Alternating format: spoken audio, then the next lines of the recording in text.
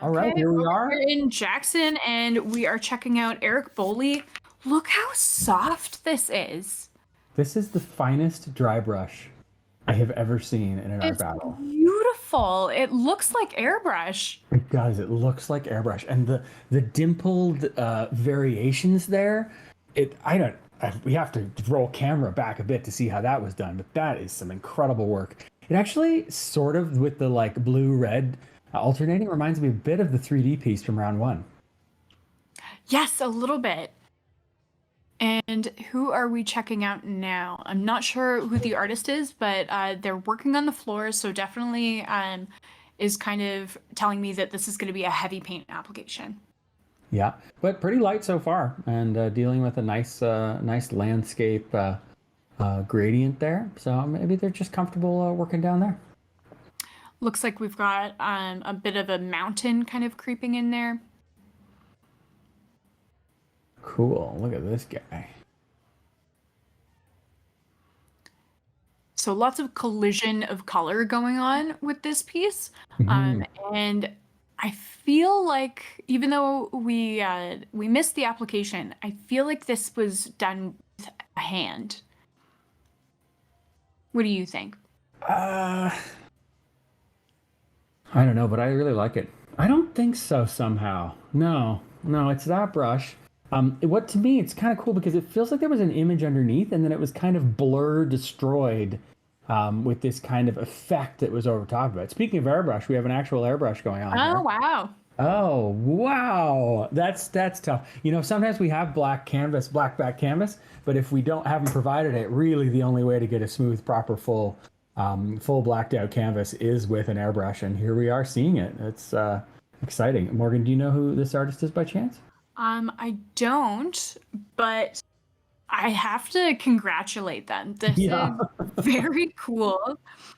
Um, really, really into like, so I've just started using airbrush in my own studio practice, and so I know idea of how difficult it can be to control and how much of a risk it is to do it in a battle setting because of how easily it clogs. So choosing that as your main tool has got to be, you got to be a brave artist to go there. Yeah, a bit nerve-wracking, or you're a seasoned pro. I think seasoned pro is what we're seeing here.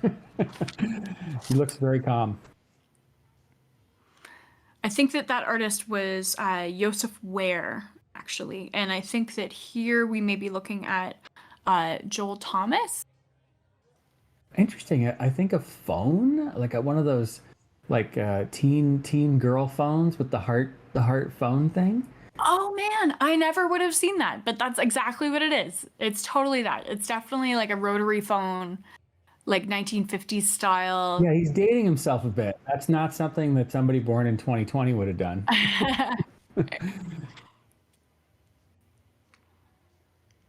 And I think that this is Ari Simeon, and we can see.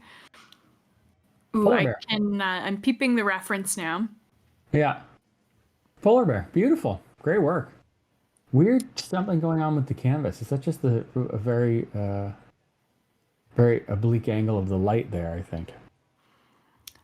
Good use of tone already, and I think that Ari is really using the negative space to her advantage. I think that I wouldn't be surprised actually if she leaves it white like that to provide that kind of emphasis where Mm. everything is whited out and looks super bright. Oh, no, I was immediately wrong. She's now adding some dark to kind of outline it. You never know, you gotta. I can't believe this. What is this? Eric? Eric Eric Boley. went from when we first saw Eric only a few short minutes ago, this incredible background to creating this entire mountainscape in what must be 3 or 4 minutes.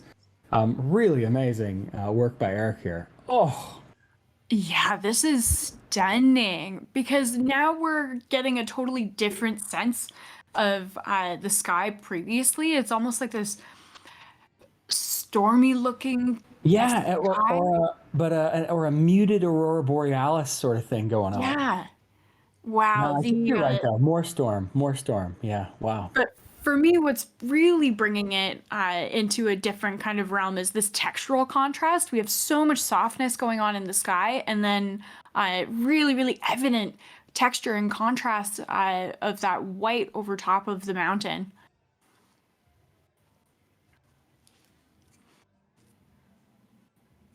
This may be why this artist has chosen to work on the ground. I think there's a bit of a liquidy application here. I might have been wrong about that. It is knife work. I thought it was holding a tube of some sort. But yeah, very interesting. I don't see the necessity for the horizontal canvas just yet, but to each his own.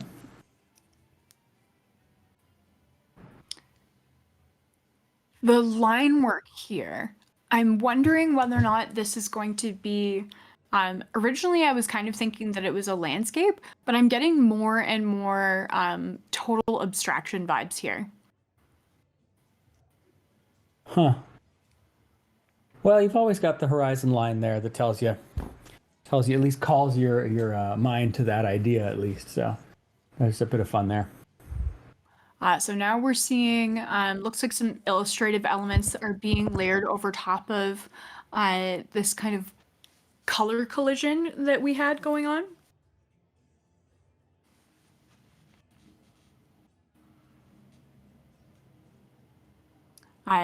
Getting the establishment of this character, definitely heading into figurative / portrait territory. Leaning a little bit into kind of an anime sensibility, just with the sharpness of the figure, or the sharpness of the features, and the stylization of the hair. And the narrowness of the neck. Mm-hmm. Yeah, very cool. That's fun. Ooh, back with our airbrush genius over here. I don't know. I don't see anything. I know. I'm wondering if it's so subtle that it's difficult to translate for the camera. Okay, now we're starting to see it. He's got that yellow loaded up into the airbrush and is now adding that to the canvas. Wow, this is a real airbrush tutorial. I like it. We've seen a bunch of different stages. This makes me want to come over and try yours. You should. It'll be really fun.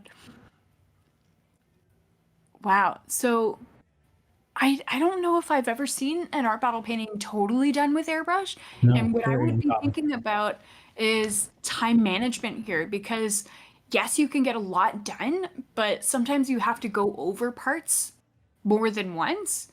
So I feel like this is really high risk, and that's why I'm so interested in it. Uh-huh. Is it going to be spacey? It's starting to look spacey. Oh yeah, a bit of a galaxy, Yeah. a galaxy on its side there. Yeah, I Oh, love it. It's just oh, so fun to watch it come together. check out the cord on our rotary phone here.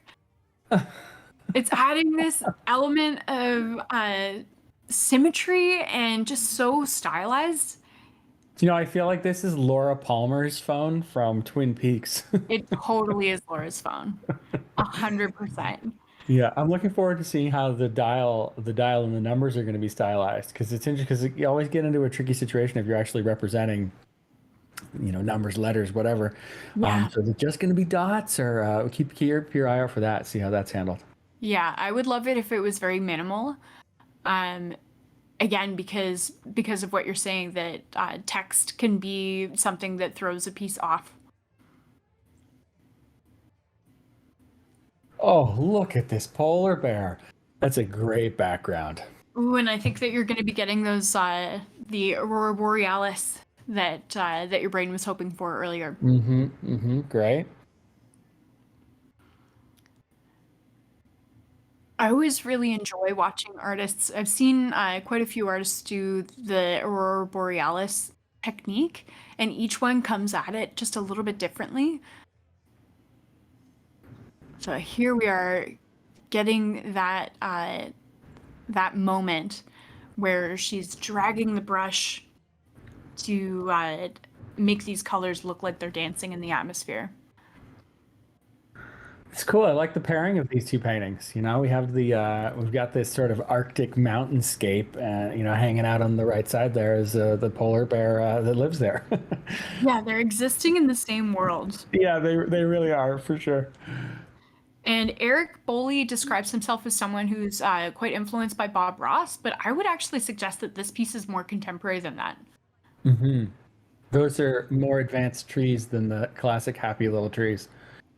For me, it's that sky versus mountain moment.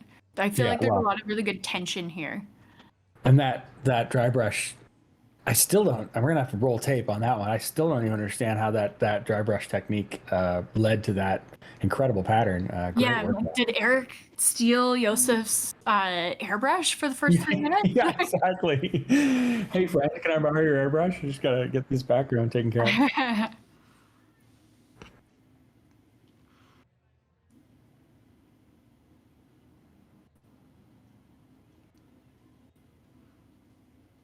Yeah, this is feeling abstract.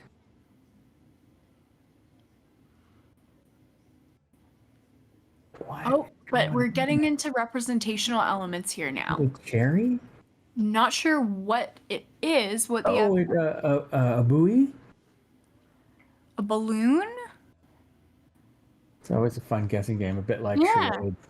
I know. If anyone could see me in studio right now, my head is almost upside down.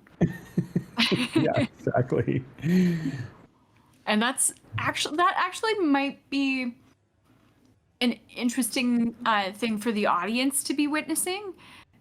Sometimes I think that it can harm an artist that their piece isn't up on the easel for the audience to be able to see. But I think it also might be something that draws people in to be like, what's happening? What's going on over there? This is such an interesting piece. It feels like a product packaging or you know, like a beautiful image, but it doesn't live at home as a painting on canvas somehow for me, like a plastic wrapper. I don't know, but I do really like it.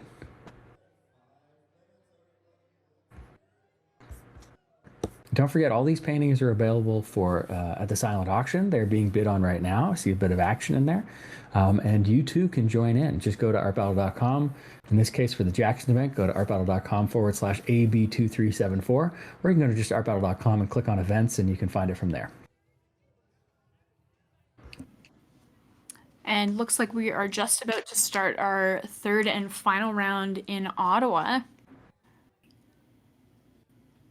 Oh yeah, check out what's going on with our airbrush person here. We've got this additional stylized Oh, element. love it. Oh, this is very sacred geometry. I know, Oh, look it's at so satisfying. It's so satisfying, and seeing it come together again. This is one of those paintings. You know, if you see this painting as a final painting, great, still beautiful, amazing, happy to have it, happy to look at it. But to have watched the painting evolve from the nothingness of cosmic dust, this is great. Ooh, and look at the way that he's using his palette as a shield to direct the spray of the paint. That's going to go into the Morgan Booth toolbook of Oh yeah. I can tell you that. And I'm so nervous watching him use the palette as a shield with that big gob of red paint on it. I'm like, I don't want it to shift and fall onto the canvas. Yeah, for sure. There's that heavy body again. You got to stick with it. Wow, very cool. I hope we get to see another. You know, I mean, all we got to may the best artist win, and obviously audience voting, including you, audience, who's with us now. But I am very curious to see what his second painting would be.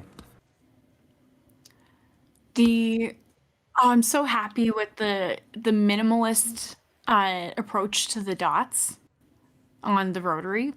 Yes, exactly. Rather than the numbers. Very cool. This piece makes me want to hand make Valentines.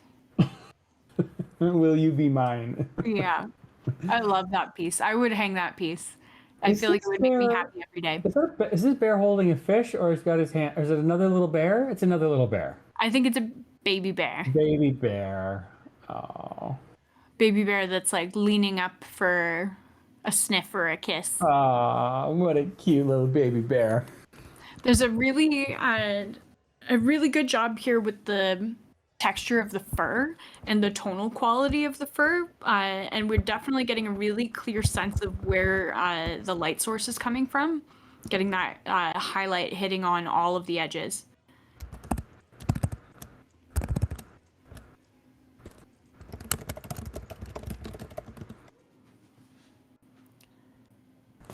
So a snowy landscape from Eric here. I was wondering what he was going to be doing with the foreground, and definitely going into that snowy landscape. And now starting to get some of these trees coming up closer. Incredible. The detail on this is, it's, oh, what do we got here? A whole other element coming in. Bam. Yeah, the way that Eric layers everything, I feel like he's got to be just so practiced in his technique. There's no mess here at all. There's no mud anywhere. Everything looks like it's going exactly to plan. Yeah. 500 paintings later, the precision here is extreme. Exactly. The interesting thing about Art Battle is, yes, we're watching artists creating work in that 20-minute time period, but all of the technique is informed by all of the paintings that they've made before. You know, they're really digging deep into their toolboxes and picking out the best of the best to throw at the easel in this period. As our Art Battle co-founder Chris Pemberton likes to say, 20 minutes and 10 years. Such a good quote. Yeah. We gotta get those on t-shirts. Okay, look at this, Morgan. Wow. It's so strange, but I like how strange it is. It's like abstract, surreal. Look at that reflection of that like circular shape where his hand is in the top and the bottom on the horizon line, and then that crazy balloon thing. Wow. If I could be honest, I underestimated this artist at the earlier stages of this. That's quite a piece. Mm-hmm. And the continuation of our sacred geometry piece here. Oh my gosh. I want Joseph to stop painting. Yeah, well, he knows what he's doing, I feel. Because look, he is stop painting. He's taking a step back. Very cool. And we're not exactly sure how much time is left here, but it's got to be almost done. As we are getting underway in Ottawa, the timing couldn't be working out more perfectly. Oh, I see signatures and brush rinsing happening. So I think that we have come to the conclusion of our second round in Art Battle Jackson. Do we know the artist's name here, Morgan? I do not. Okay, no problem. We'll see it in the voting. If you want to know who that artist is, you can go to artbattle.com/AB2374. You can vote, you can bid, you can get the t-shirt. And read about all of the artists. We also have artist bios and examples of each of these artists' studio works, so you'll be able to directly compare what they do in long form versus what they've done here in short form. Really, really great. And we've got yet another round in Jackson. 2 artists from this round will advance. Each person gets 1 vote per round. But the audience collectively together picks 2 artists to go on. So we're gonna have a 4-way final coming up in Jackson.